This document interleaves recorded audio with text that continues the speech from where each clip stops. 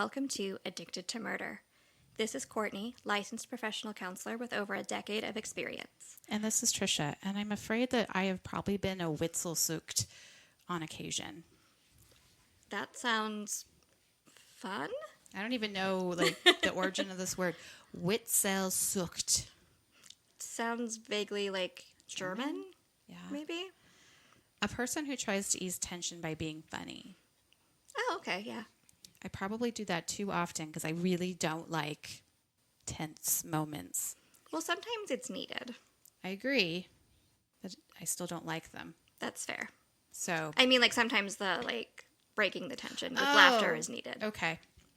I do, yeah. I try sometimes to do that. Not always successful. I get a lot of weird looks sometimes. What did you just say? Anyhow. Well, that is fun. Witzelsucht. It's a fun word. Nothing else. What did I just realize that came from Austria, not Germany, and it blew my mind? Oh, what the heck was it? It was like 2 days ago. Monopolova vodka.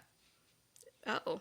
I bought 2 half gallons of it because I'm making my blackberry, and my other one is crab apple cinnamon flavored vodkas. Mm-hmm. So I infuse them, and I take 3 months, and then I give them out as Christmas gifts, little things of them. Anyhow, I really like potato vodka because that's how it was intended. Mm-hmm. So I bought mono, and then I was thinking, oh, Russia, the whole conflict and stuff. But then when I was looking at the bottle, it was from Austria. Oh. And I just assumed that it would be from Russia, and it is not. Right. So, I mean, it has a Russian-sounding name. Yeah. But I mean, I guess those languages, Austrians speak German, but don't they also speak Austrian? Or is there no such thing as an Austrian language, and it's just German they both speak? I should probably know that, and I don't know that.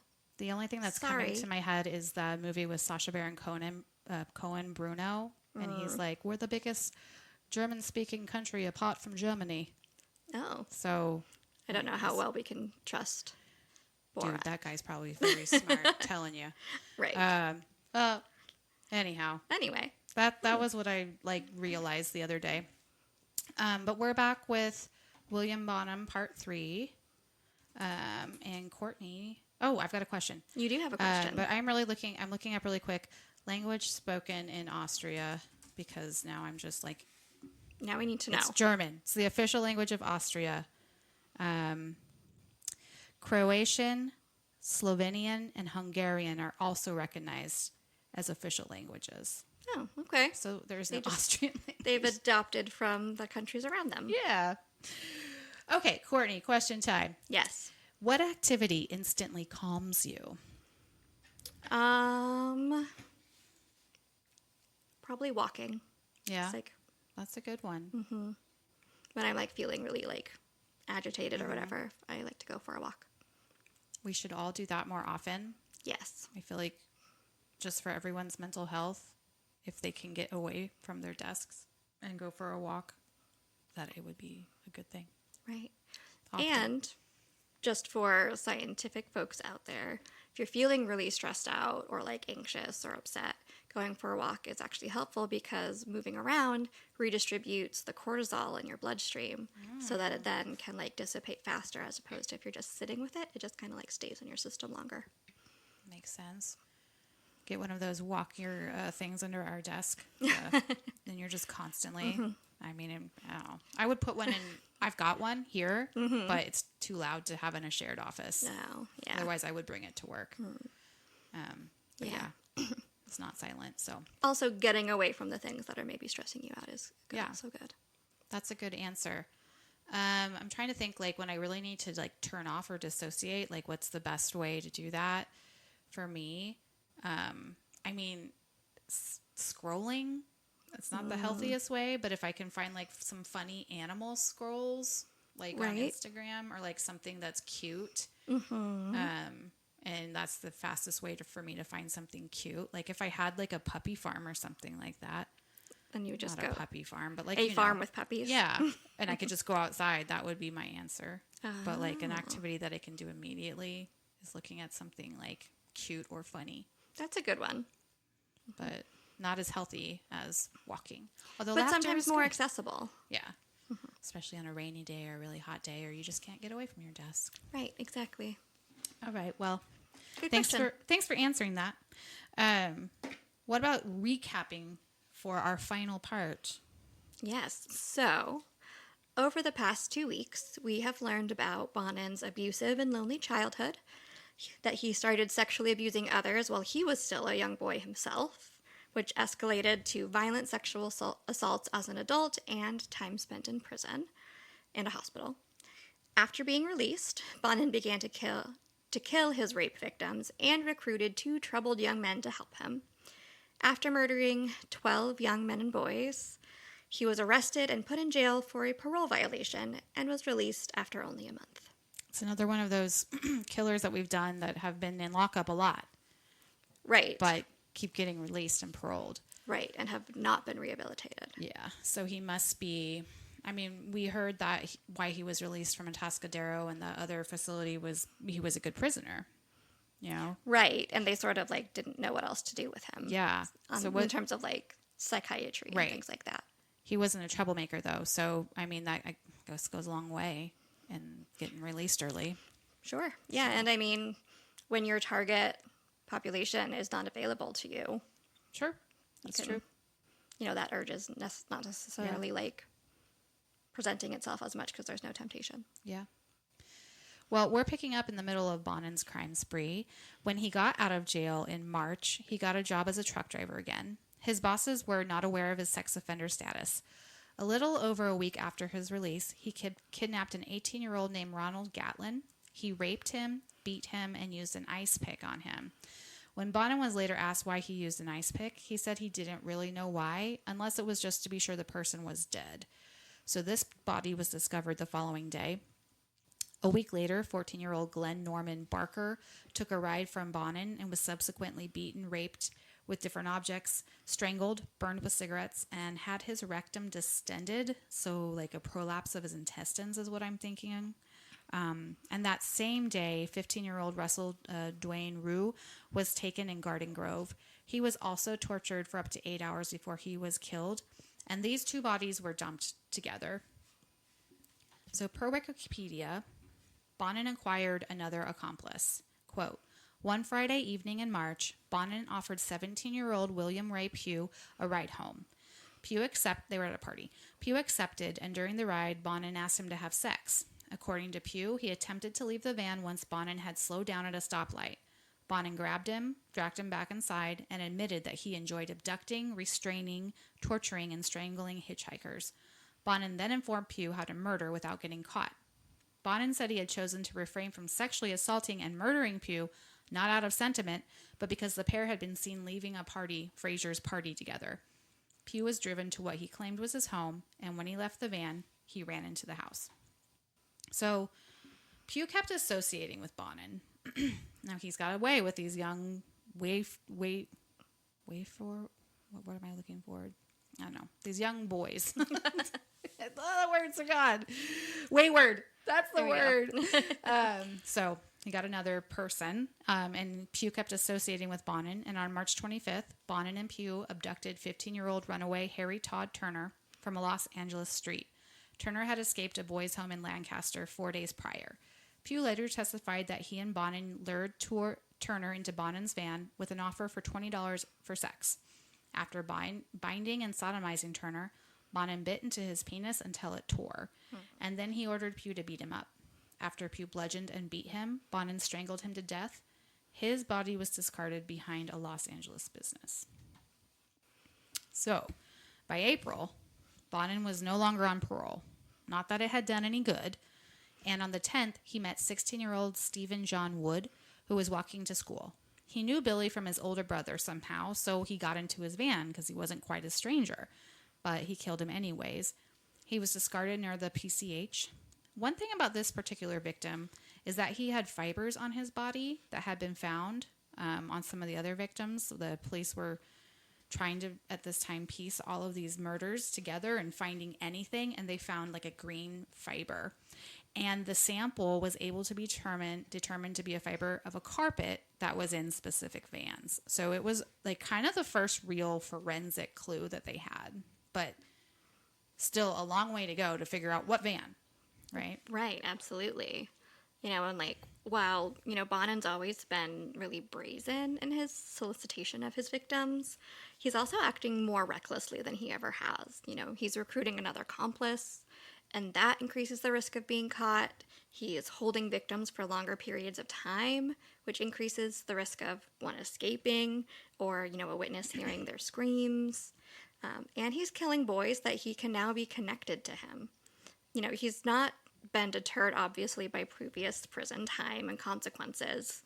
And his need to rape and kill is so strong at this point that he's willing to take unnecessary risks. Right. And, Bonin was a smart guy, but he was definitely not one of our smartest serial killers, IQ-wise. Right. And right? He wasn't a, extremely organized right. kind of killer or things like that. Right. And yeah, this is his third accomplice that he has. And all of these accomplices tend to be of a lower IQ than him. And right. Or at least younger. And yeah, troubled childhoods, looking for a possible parental figure. So, perfect for him to manipulate. Yep. And, he was also having sex with them. Right. Which creates whole different kinds of bonds. Yeah. Do you think that his recklessness is just what's happening because he's craving this killing so much, or do you think there's a narcissistic part here? I thought about that, but I think it is, my impression is that it is just more of that, he's just so craving it, right? Because he knows he can be caught, because he's been caught and has gone to jail. Yeah. So I don't know necessarily if that narcissistic immunity is at play here or not. You haven't brought up that you thought he was a narcissist so far, so... No, I don't think... that's not how he strikes me. He definitely strikes me as more kind of purely antisocial. Yeah. And he does say throughout that documentary that he needed to keep doing it more and more and more. Right. He was very much addicted to this. Not so much the sex as it seems to be most time, but the power and control he had. Right. The torturing of the victims. Exactly. So, anyhow, yes, taking a lot more unnecessary risks. He's killing multiple people in one day. Right. Discarding them in very public places, Yeah. April 29th, 19-year-old Darren Kendrick took a ride from Bonin. Well, he was perhaps going to buy drugs from him, but whatever. He got into the van, and this is from Wikipedia. On April 29th, Bonin encountered 19-year-old Darren Kendrick at his workplace in Stanton. Bonin lured Kendrick into the van at the pretext of selling him drugs. Bonin then drove to Butt's apartment in Lakewood, so his, Vernon Butts, one of the other ones we've talked about. There he asked Kendrick whether he was gay. Kendrick attempted to flee. Bonin and Butts bound him, and Butts sodomized him. Bonin raised the volume of Butts' sound system to cover Kendrick's screams. Butts then held Kendrick's mouth open while Bonin poured chloral hydrate down his throat, causing him to sustain chemical burns. So that particular way of killing I did not hear in the documentary. They did not go over every single way that the person died in the documentary, so that one was from Wikipedia, but if it's true, then a different way to torture his victims. Sounds awful. Quote, the kid started fading out, just kind of whimpering. I don't like raping some limp piece of meat. It's no fun if they don't let me know how it feels. Guess we gave him too much of the stuff. Next time, I figured I wouldn't use as much. Anyways, I'd gotten my rocks off, and the kid was getting boring. No fun anymore, so I strangled him. That was him describing. Pure antisocial, no empathy. Yep. Kendrick fought his attackers, but stopped before complaining of dizziness. Bonin then strangled him. And then there was the ice pick into the ear, fatally wounding him, and then they discarded him. So, on May 12th, Bonin killed one of his acquaintances. So this was someone he knew because he was tired of having him around. That was his quote. And this was Lawrence Sharp. On May 19th, Bonin asked Butts to help him kill someone, but Butts said no. So Bonin went out and killed 14-year-old Sean King. Per the documentary, Bonin asked Sean for directions. Sean was waiting for the bus, and Bonin offered him a ride. Bonin propositioned Sean, and he said no. Bonin pulled a knife out and tied him up. Per Bonin, Sean didn't resist. He just said, quote, "I don't want to die." Bonin drove off, pulled over, and sodomized him. They got out and walked to where Bonin would kill him. He tried to strangle him with his shirt, but that didn't work, so he stabbed him several times. And Sean hung on for a long time. Apparently, Bonin started to walk away from him, but then heard him still gurgling, so he went back and stabbed him some more till he finally died. So Courtney, Sean's death is really tough to hear about for me. He was raped and tortured, and that's awful. But I'm just putting myself in his shoes where, like, he gets out of this van and then he's walking with this guy who in a deserted area. He probably knows what's going to happen to him. Like, he's walking to where he's going to be killed. Mm-hmm. And I just, like, can't even think of this happening to myself. But, like, as a 14-year-old, what are your thoughts? I mean, the terror that Sean likely felt is just unconscionable. But that instinct to try and stay alive is really strong. And Sean did what he could to try and survive as long as possible, right? If he had resisted, if he'd refused to leave, even if it bought him a few more minutes of life, it worked in that sense. But like with everything, again, Bonin is clearly continuing to escalate his level of violence with the murders. He's still experimenting with different methods of torture and murder. And his need for violence is really becoming kind of the primary driver in his life. Yeah, this is getting out of control. I mean, he was already out of control, but my dog's trying to get in here.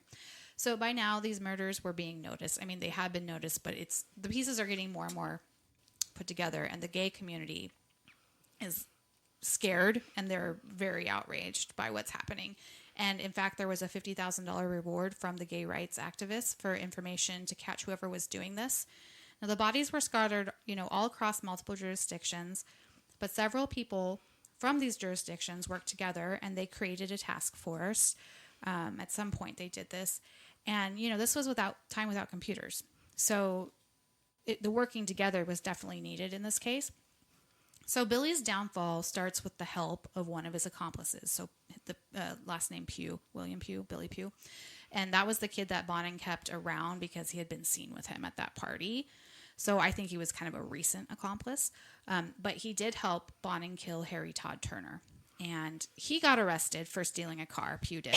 And when he was in the clink, he spoke with the police about what Bonin had told him. But he didn't let them know that he assisted him with one of the murders. He was trying to make a deal. David McVicker, who was also a victim of Bonin but got away, also contacted the authorities and let them know that he thought the Freeway Killer might be William Bonin. Pugh spoke to the investigator that they called Jigsaw John, and about what he knew. And Jigsaw John ran Bonin's name through whatever records situation they had, and he was able to see his rap sheet, which was, as we know, pretty damn big and incriminating. Yes, like very scary. So this was a really big break. While the police were honing in on this potential suspect, Billy invited an 18-year-old homeless young man to come stay with him, and his name was James Monroe. Monroe moved in for the exchange of sex. After a while of being in Bonin's home, Bonin approached James and said that he wanted the two of them to murder together. The two of them killed 18-year-old Stephen Wells inside his parents' house. They carried the body out in a cardboard box and put it into Bonin's van and drove to Vernon Butt's apartment. On the way, Bonin informed Monroe that he was the Freeway Killer. The body was discarded at a gas station and was discovered only 5 hours later. Monroe claimed to fear Bonin and was threatened to not say anything or he would be next. So as four accomplices now? The police had been tailing Bonin for 9 days at this point after, it was discovered he might be the killer. But on June 11th, he was observed trying to lure in at least 5 different boys into his van. When he finally got one, the police followed Bonin until he parked at a service station. The van, after a while, started to shake. The cops cautiously approached the parked raper van and heard screaming inside. The cops forced their way in and saw Bonin raping 17-year-old Harold Tate. Tate was bound and handcuffed when he was rescued. Bonin was charged with lewd and lascivious conduct on a minor. The documentary pointed out that had the victim been an adult, they probably could not have arrested him. And I don't know why, but I assume it has something to do with the homophobic legal system because he was still like raping a bound person. Right, right. So I don't know. But that's just what the DA that was being interviewed said. Monroe freaked out and took Bonin's car and went back to Michigan. So when Bonin got caught, Monroe was like, I'm out of here. But he was eventually found and arrested. Courtney? I mean, Pugh was very brave to come forward about what happened with Bonin. You know, his confession and testimony potentially saved countless young lives. And I can't imagine, you know, being one of the officers that was tailing Bonin and having to wait and not intervene while watching him attempt to lure in 5 people, knowing what is likely to happen when one of them accepts that ride in the van. But, you know, it's hard to argue your way out of being caught in the act.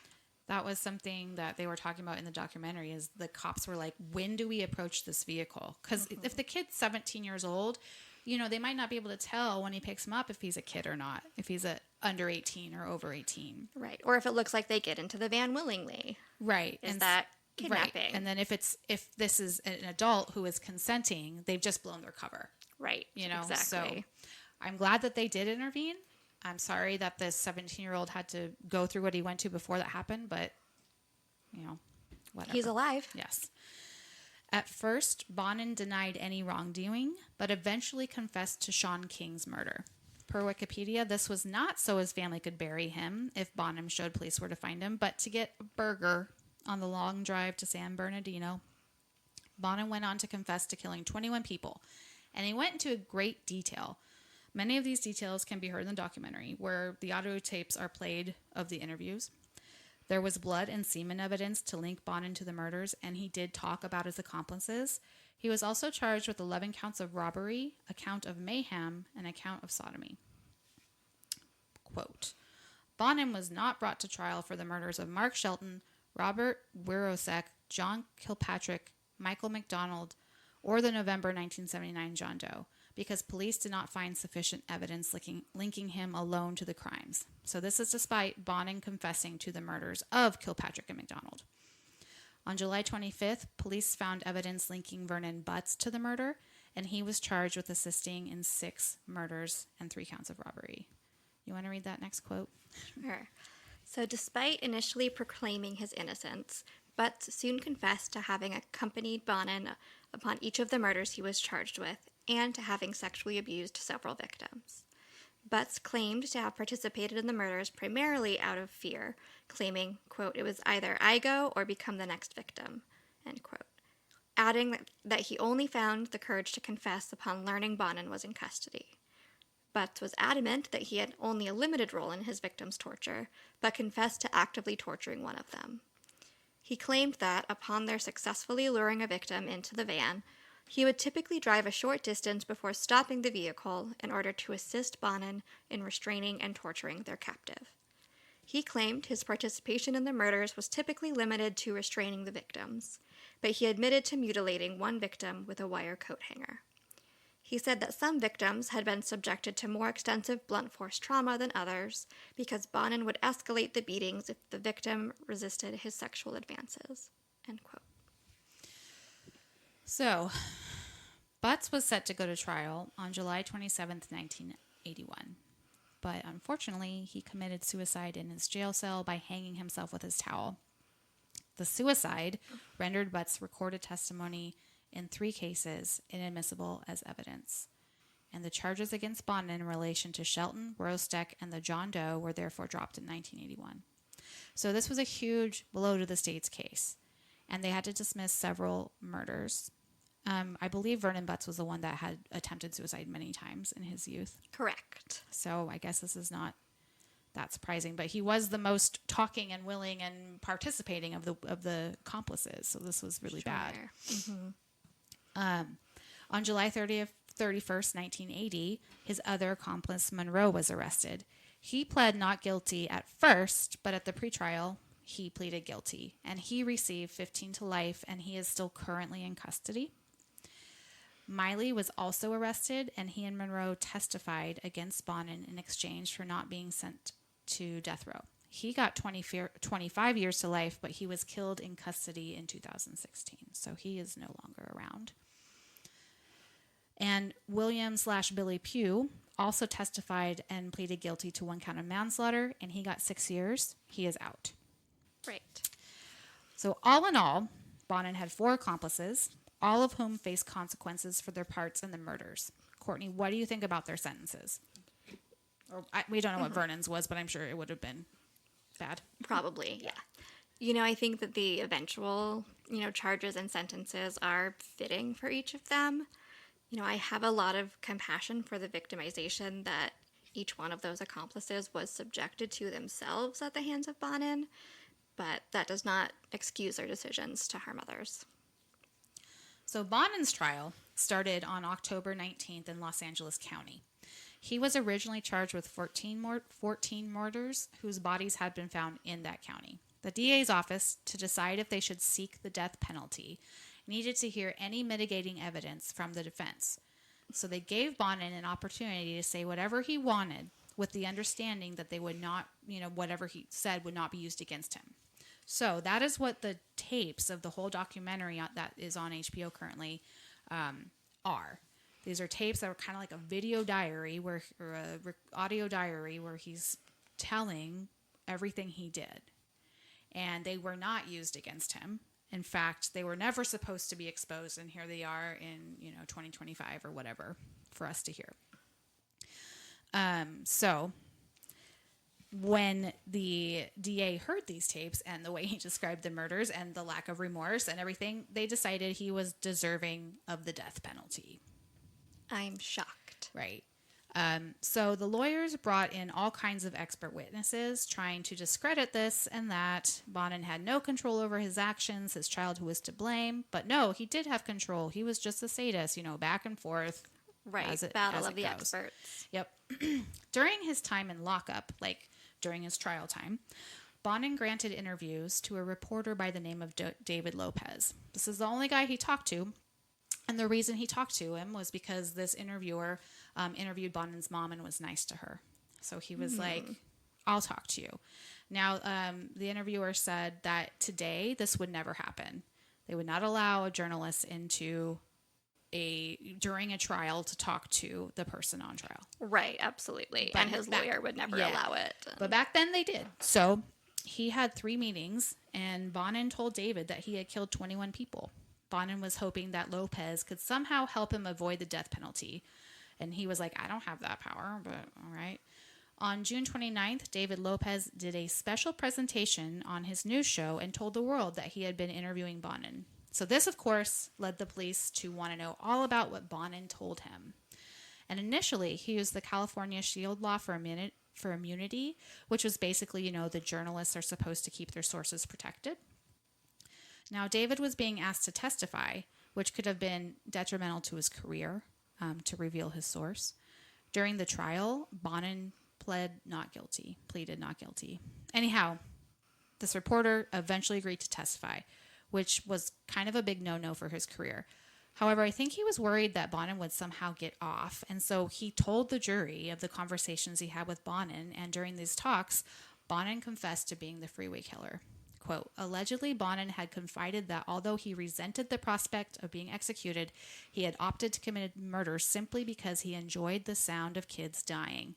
When Lopez asked Bonin what he would be doing if he were still at large, Bonin had replied he would still be killing because, quote, it got easier with each one we did.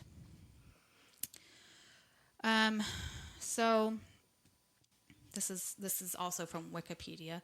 One attorney present for Bonin's eventual court case said the escalating levels of brutality he had exhibited towards his victims had been similar to that of a drug addict, requiring an ever greater increase of dosage to maintain their euphoria. Bonin also likened his urges to addiction, emphasizing to neurologists his feelings of extreme restlessness and sexual frustration in the hours prior to his murders, and that he had felt an intense sense of excitement as he drove in search of his victims. Reserving Sundays for his girlfriend, he typically cruised the freeways on Fridays and Saturdays. Bonin also later described his feeling pleasure at hearing his victims scream and sodomizing them. Dr. Albert Rosenstein, a forensic psychologist, profiled that the killer was an intelligent sex offender in his late 20s or early 30s and had spent time in a psychiatric facility and was abused as a child. He said that while bisexual, the killer had never been comfortable with their homosexuality and it was repulsed by their actions.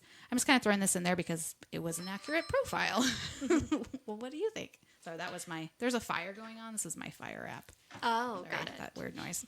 Yeah, I mean, that description certainly fits with Bonin's history, right? He was a intelligent sex offender in his late 20s and 30s and had been sent to a psychiatric facility and been abused as a child, and definitely struggled with that homosexuality that we can see going back to, his childhood, particularly when he was kind of shamed by his mom and then was like, look, Mom, I've got a girlfriend. Right. And continued to maintain, female partners throughout his life, even while he was out there also having relationship with men. Yeah. So, yeah, I mean, the only thing that's missing is the intensity of his sexual sadism, and that profile would have been, right on point. Right. All right, so Bonin was found guilty of 10 murders. He was sentenced to death. He was sent to San Quentin. But he had killed in multiple jurisdictions, so his legal stuff was not over. He had to still deal with Orange County. He was charged with 4 other counts. He received 3 more death sentences in that case. While on death row, he became friends with Lawrence Bittaker, Randy Kraft, Douglas Clark, who we just had done, and Jimmy Lee Smith, who I don't know who that is. But I don't either. Maybe we'll, yeah. He, quote, he also corresponded with numerous individuals, including the mothers of some of his victims. To the mothers, he never expressed regret or remorse over the murders, purposely withholding information their victims' families sought and seemingly deriving pleasure from their discontent. Bonin once informed the mother of Sean King that her son had been his favorite victim, as he was, quote, such a screamer. Courtney, what do you think his contacting the victims' families was about? Writing to the families of his victims allowed Bonin to relive his crimes and to inflict further suffering. He was no longer able to physically inflict pain on others due to being in prison, but he could still inflict emotional pain while thinking about the sexual gratification he had gotten from the murders themselves. And, other serial killers have also engaged in this behavior. I was talking to someone at work when I was reading what he said to Sean King's mother, because I was just like, oh my God. And they were like, how can he even talk to them? Wouldn't they have to accept their phone calls, or they screen the phone calls or their letters? And I was like, I would think he would call. They would have to accept the phone call, but maybe because they're just hoping to hear anything. I just assumed it was all letters, not phone. It didn't say. But even if it was letter, the letters are read. So I'm like, I wonder why they allow those to go out. If it's, I don't know. Maybe they were not read as intently back then as. But he still would have had to get the addresses. It's just sort of kind of true. I don't know. Or he could have given it to his lawyer and his lawyer sent it, or. Yeah. So either he was calling, but either way, he had to get information. I don't know. Right. Yeah. It's sick. However they did that. I mean, we know that what's-his-face, the Beast of British Columbia, also did that. Yes, he did. On February 23rd, 1996, he was the first person to be executed by lethal injection. So he was originally sentenced to gas, but between the time he was, found guilty and I think 14 years later, they switched. So he was the first person to be executed by lethal injection in California. So his last meal consisted of 2 large pepperoni and sausage pieces, 3 pints of coffee ice cream, 3 6-packs of Coca-Cola, and he talked to a chaplain or something like that, and his last words to that person was, quote, that I feel the death penalty is not an answer to the problems at hand, that I feel it sends the wrong message to the youth of the country. Young people act as they see other people acting instead of as people tell them to act. And I would suggest that when a person has thought of doing anything serious against the law, that before they did, that they should go to a quiet place and think about it seriously. Maybe he gained a little bit of wisdom in his 16 years on death row. Yeah. So he had been on death row for 14 years. So before his execution, he allegedly had an interview with a local radio station. And the only regret he spoke of was not practicing harder in his teen years to become a professional bowler. His family refused to claim his remains. And that's the end. Yeah. What a terrible person. I know. I mean, yeah, again, awful, horrible childhood. They kept talking about his prefrontal lobe or whatever, not developing, and the right hemisphere all messed up, and he just did not feel, the remorse, and he had impulse control issues. But you still have to abide by societal laws, even if you have those issues. Most people who have terrible childhoods and are sexually abused and have head injuries and frontal lobe damage and impulsivity don't rape and murder 21 people. Right. And yeah, it wasn't just one. Yeah. And it was getting more and more intense. He let it get away. He definitely broke bad. Yes. In this situation. So do you have any final thoughts on Mr. Bonin and his mental health, his, whatever? I mean, I think that, we haven't really used the word psychopath so much to talk about him. But I think he does fit in that category. He is just completely unable to empathize with others, and is very selfish. Oh, yeah. It's all about him and what he wants and what works for him, which is, classic psychopathic behaviors. His ability to manipulate others, young boys into helping him kill. I think that description just kind of really fits for him. I'm thinking about, he really did not have anyone close to him, ever. It doesn't seem like. Not really. A close friend, a close family member, a close boyfriend or girlfriend. I don't know if he ever felt even a glimmer of true affection / love for anybody in his whole life. I mean, maybe when he was very little, but even then his parents were so extremely neglectful and abusive. Sent him off to orphanages and... Right. So not only did he not feel that kind of love for people, he didn't receive it either. There was no unconditional love. He was probably... for little Billy. Yeah. Yeah. So I don't know what our next case is going to be or when it's going to be, but we'll be working on it. But until then, hey, Courtney, what do we do when a mustached man rolls up in his 1970s Raper van and offers us a ride? We go nuts, go home, and then go to therapy. I agree. All right, everybody, stay safe. We'll see you next Tuesday. Bye. Bye.